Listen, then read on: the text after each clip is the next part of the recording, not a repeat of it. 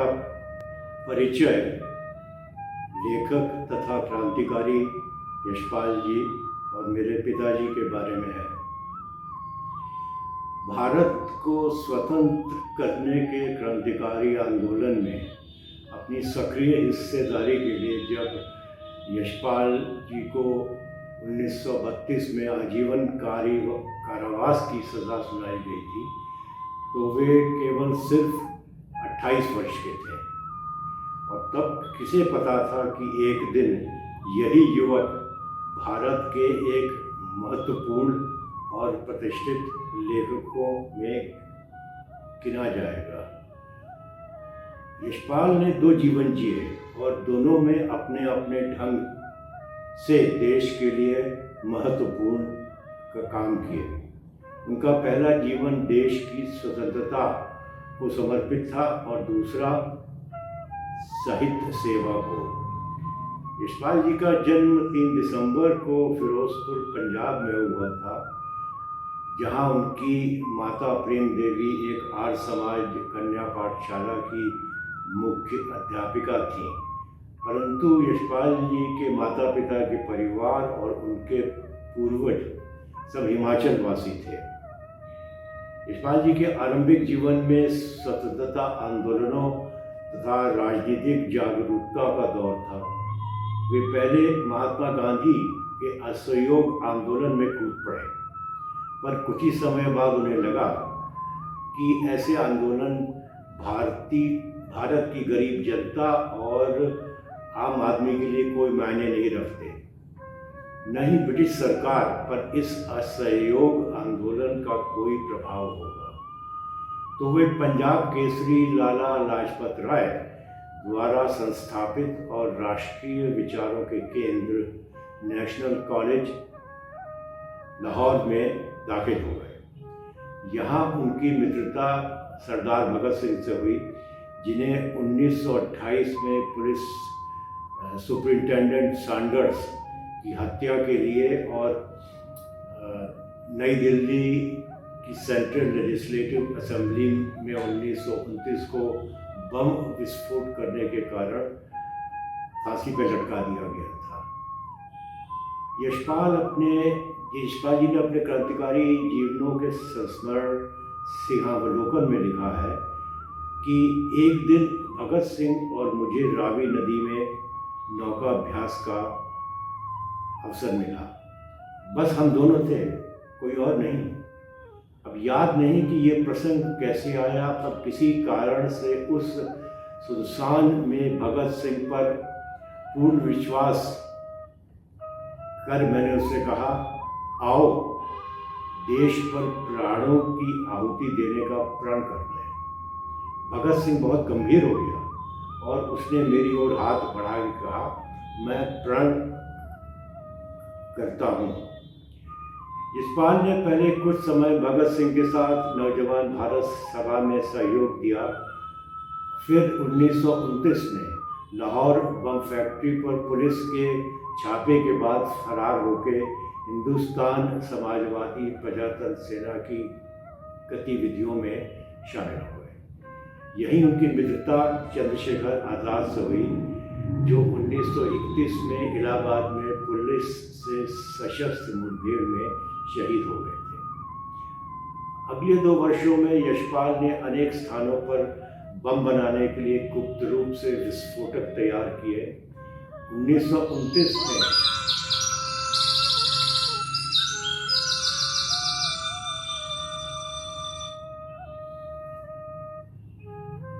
1929 में उन्होंने British viceroy Lord Irwin के रेलगाड़ी के नीचे बम विस्फोट किया।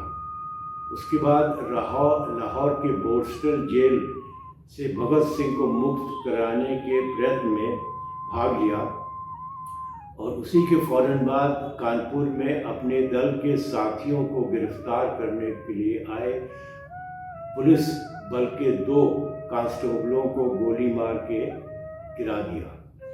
इसी समय उनकी अपनी भेंट अपनी भावी पत्नी 17 वर्षीय प्रकाशवती से हुई, जो अपने परिवार को छोड़ के क्रांतिकारी दल में शामिल हो गई थी। 1932 में इलाहाबाद में पुलिस से मुठभेड़ के समय पिस्तौल में गोलियां समाप्त हो जाने पर यशपाल को गिरफ्तार कर लिया गया। वे लाहौर षड्यंत्र केस के मुख्य अभियोगी थे, पर लंबी कार्यवाही और खर्च की आशंका से सरकार ने इन मुकदमों को न चलाने का फैसला किया। उनके खिलाफ कुछ अन्य मुकदमे भी पर्याप्त सबूत और गवाह न होने के कारण खारिज करने पड़े और अंत में उन्हें केवल सशस्त्र मुठभेड़ के रूप में 14 वर्ष या कहिए आजीवन कारावास का दंड दिया गया। कारावास में यशपाल ने फ्रेंच, रूसी, इतालवी आदि भाषाएं सीखकर विश्व के क्लासिक उपन्यास और साहित्य मूल भाषा में पढ़ने की महारत हासिल कर ली थी। इसी दौरान उन्होंने अपनी लिखी कहानियों को माजा संवारा, जो उनकी रिहाई के बाद पिंजरे की उड़ान कहानी संग्रह के रूप में 1939 में प्रकाशित हुई थी। बरेली जेल में बिताए जा रहे उनके अनुशासन और मनन के जीवन के दौरान एक अप्रत्याशित बात यह हुई कि जेल की प्रकाशवती ने जेल अधिकारियों को पिटीशन किया कि वे आजीवन कारावास पाए कैदी यशपाल से सिविल मैरिज करना चाहती हैं। जेल के मैनुअल में कैदियों के विवाह के खिलाफ कोई नियम न होने से अंग्रेज सुपरिंटेंडेंट ने विवाह की अनुमति दे दी। पुलिस ऐसे खतरनाक कैदी को बिना हथकड़ी बेड़ी लगाए विवाह के लिए अदालत ले जाने को तैयार नहीं थी और यशपाल बदे जकड़े रहकर विवाह करने को तैयार नहीं थे। तो अंततः समझौता इस बात पे हुआ जब कमिश्नर ने स्वयं आकर जेल के अंदर विवाह करवाना स्वीकार कर लिया। विवाह के बाद वर को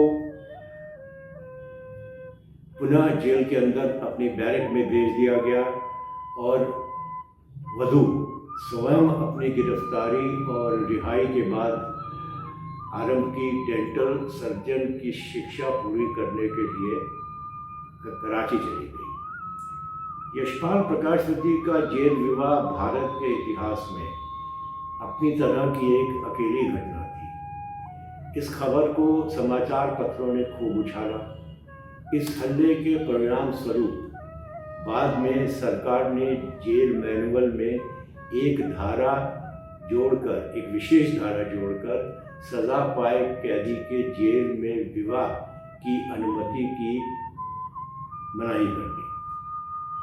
1937 में भारत को राजनीतिक होम रूल मिलने के बाद चुनाव में कांग्रेस पार्टी ने सभी राजनीतिक कैदी रिहा करने का आश्वासन दिया था और वायदा किया था।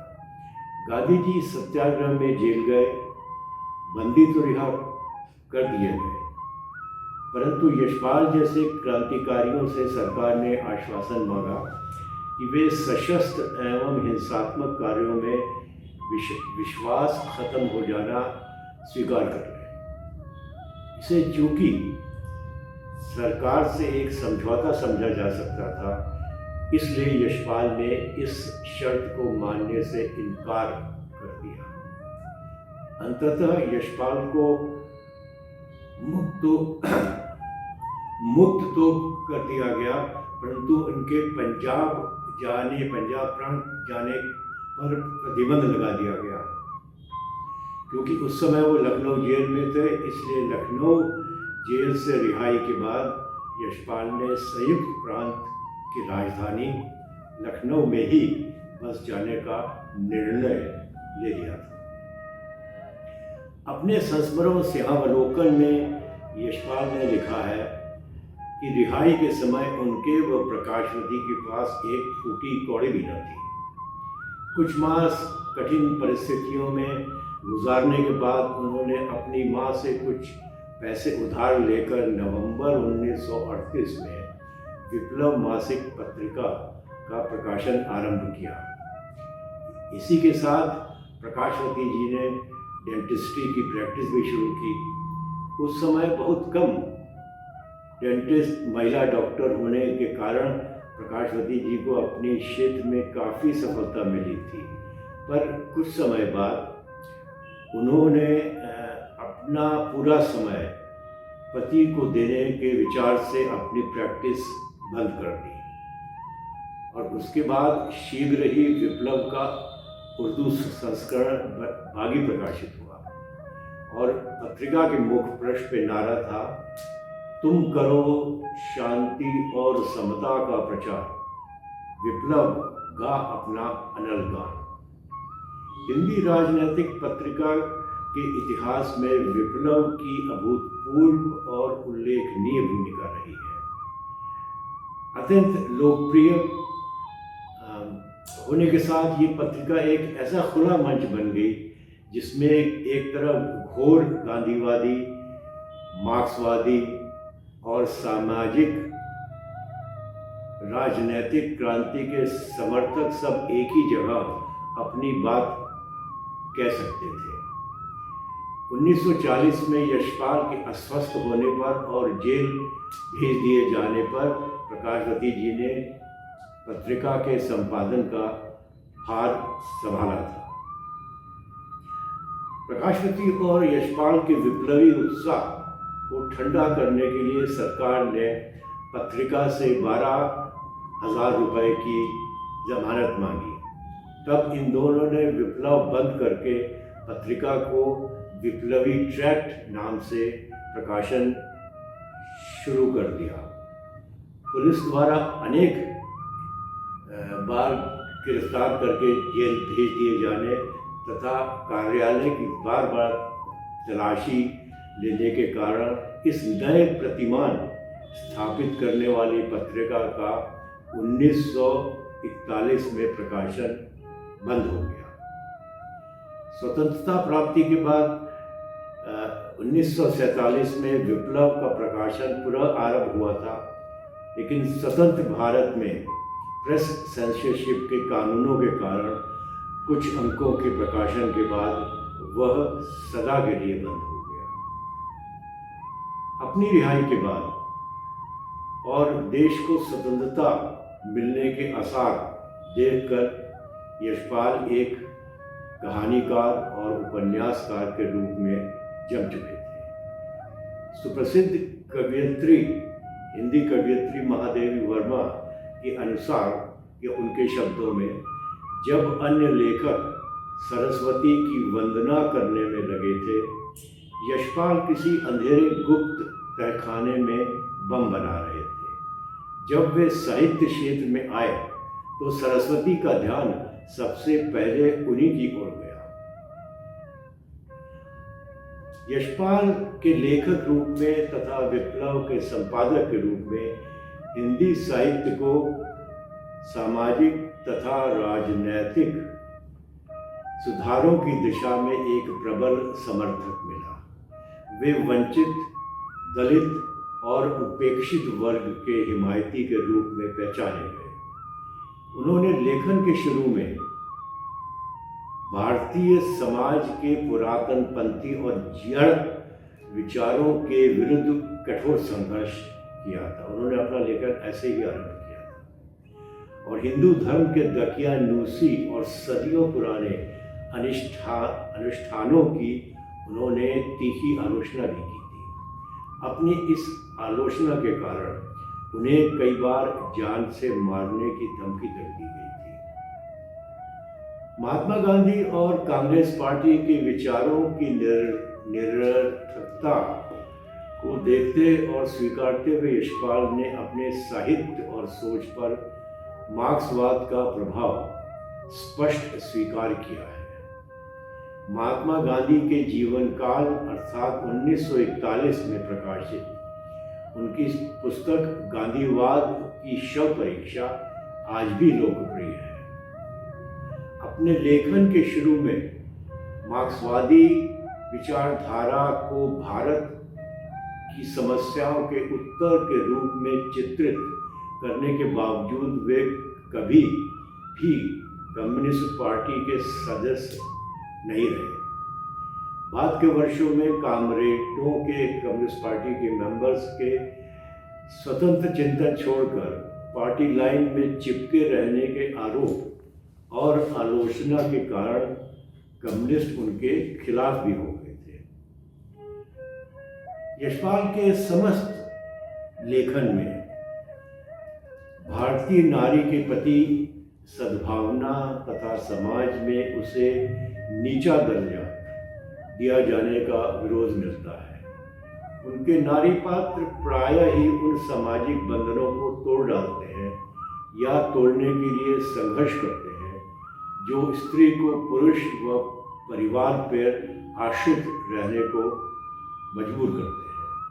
उनके उपन्यास दिव्या, जो 1945 में प्रकाशित हुआ था, का कथानक पहली सदी का है, जब भारत में हिंदू, बौद्ध तथा यूनानी संस्कृतियों का समीक्षण हुआ था।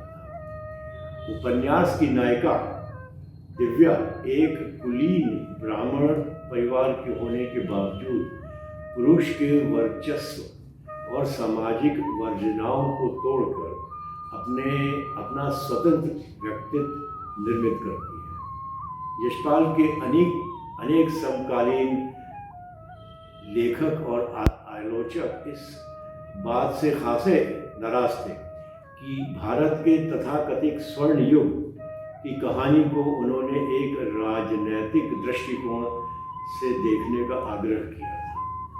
लेकिन अब आज की युवा और नई पीढ़ी द्वारा उपन्यास की अभूतपूर्व स्वीकार्यता विस्मित करने वाली है। दिव्या एक वेश्या बनकर भी एक स्वतंत्र नारी के रूप में अपने अधिकार के लिए संघर्ष करती है और उसी के साथ ये उपन्यास भारतीय और संस्कृत भाषा की यशपाल की गहरी जानकारी का भी अच्छा उदाहरण है। यशपाल की सबसे जानी पहचानी रचना और हिंदी के सर्वाधिक उपन्यासों में से एक झूठा सच, इसके दो भाग हैं, एक 1958 में प्रकाशित हुआ था, एक 1960 में। इसकी तुलना प्रायः टॉल्स्टॉय के उपन्यास युद्ध और शांति से की जाती है। इसकी विश्व भर में प्रशंसा हुई है। उसका उदाहरण एक ये है कि एक विश्व की एक प्रमुख पत्रिका अमेरिका की न्यूयॉर्कर, जो खूब जानी मानी है, ने इस उपन्यास को की समीक्षा प्रकाशित की थी और उसमें लिखा था, perhaps the greatest long novel about India. ये उपन्यास जो है, यह दो परिवारों के जीवन में विभाजन के पहले के पंजाब तथा बाद के भारत में आए उतार चढ़ाव की हृदयग्राही कहानी है। समीक्षकों ने इसे हिंदू और मुस्लिम दोनों दृष्टिकोण के संतुलित वर्णन के लिए सराहा था। तो पाठकों ने इसे सामाजिक और राजनीतिक परिस्थितियों के अंतरंग तथा सूक्ष्म वर्णनों तथा स्वतंत्रता प्राप्ति के बाद की महत्वाकांक्षी पर बेअसूल कांग्रेसी नेताओं के निर्मम चरित्र चित्रण के लिए अविस्मरणीय पाया। झूठा सच का अनुवाद सभी भारतीय भाषाओं में हो चुका है और उसके अलावा अंग्रेजी के अतिरिक्त रूसी, चीनी और यूरोप की अनेक भाषाओं जैसे मैसिडोनियन और बल्गेरियन वगैरह में भी हो चुका है। उनके इस उपन्यास में कांग्रेस सरकार की आलोचना ने एक दशक बाद फिर सिर उठाया, जब यशपाल को राष्ट्रीय सम्मान के लिए मनोनीत किया गया था। कांग्रेसी नेता जयराम रमेश ने अपनी पुस्तक में लिखा है कि तत्कालीन प्रधानमंत्री इंदिरा गांधी ने कांग्रेसी सरकार की निंदा संबंधी पृष्ठों को स्वयं पढ़ने के बाद उनमें कुछ भी आपत्तिजनक योग्य नहीं पाया। तो अंततः चिरंतन सरकार और सत्ता विरोधी यशपाल को 1970 में पद्म भूषण से नवाजा गया और साहित्य अकादमी ने 1960 को झूठा सच को अनदेखा करने की अपनी गलती का खामियाजा भरने के लिए 1976 में यशपाल के अंतिम उपन्यास मेरी तेरी उसकी बात को पुरस्कृत करने की घोषणा की थी। उस समय यशपाल अपनी मृत्युशैया पे थे, इसलिए कहना मुश्किल है कि वो पुरस्कार स्वीकारते या नहीं। कहानी, उपन्यास, सामाजिक एवं राजनीतिक निबंध, एकांकी यात्रा वर्णन तथा क्रांतिकारी जीवन के संस्मरण को मिलाकर यशपाल की लगभग 60 पुस्तकों का हिंदी साहित्य तथा राजनैतिक सोच पर गहरा प्रभाव पड़ा। यशपाल ऑथर एंड पैट्रियट, अंग्रेजी में इस पुस्तक की लेखिका, जिन्होंने 1959 में यशपाल पर एक अमेरिकी विश्वविद्यालय से PhD भी की थी और उनकी अनेक पुस्तकों का अंग्रेजी में अनुवाद भी किया। उनका नाम है कोरिन फ्रेंड और उन्होंने हिंदी के प्रबुद्ध समालोचकों की तरह एक बहुत ही समीचीन तथा सटीक टिप्पणी की थी कि यशपाल के आम आदमी के सरोकार तथा सामाजिक न्याय के लिए प्रतिबद्धता, उनकी मानवीय स्वभाव की विविधताओं और विचित्रता की समझ तथा पात्रों की संवेदना तथा विनोदिता से चित्रित करने की सक्षमता तथा अपनी सहज पर सशक्त शैली के कारण वे प्रेमचंद के सच्चे उत्तराधिकारी हैं।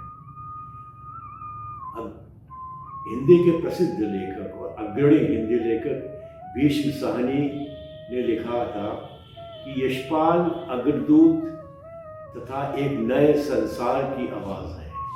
वे उस पौध के लेखक हैं जिसमें एक और लेखक सामाजिक क्षेत्र में होने वाले जन संघर्ष से जुड़ता है, दूसरी ओर उसी से उत्प्रेरित होकर अपना साहित्य रचता है। पिछले 51 वर्ष में विश्व साहित्य की यही विशिष्ट प्रवृत्ति रही है और उसने साहित्य को ऐसे जुझारू और महान लेखक दिए हैं जिनमें पाब्लो नेरुदा, नाज़िम हिकमत, लुई अरागा, फैज़ अहमद फैज़, महमूद दरवेश आदि विभूतियाँ आती हैं।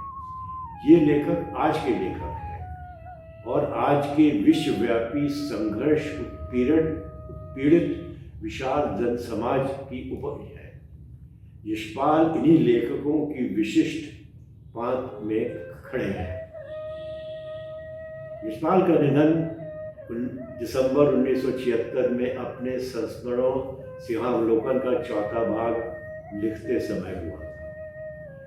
विप्लव कार्यालय प्रकाशन गृह, जहाँ से उनकी सभी पुस्तकें प्रकाशित हुई हैं, उसकी संस्थापक तथा 60 वर्षों तक अपने पति की पुस्तकों की प्रकाशवती का निधन 88 वर्ष की आयु में 2 सितंबर 2002 में हुआ।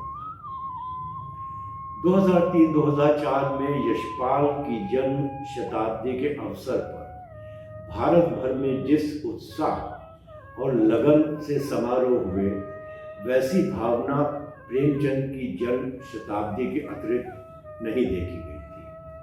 शिमला, कलकत्ता में साहित्य अकादमी द्वारा राष्ट्रीय सेमिनार का आयोजन किया था। केरल में भी साहित्य अकादमी ने राष्ट्रीय सेमिनार का आयोजन किया था।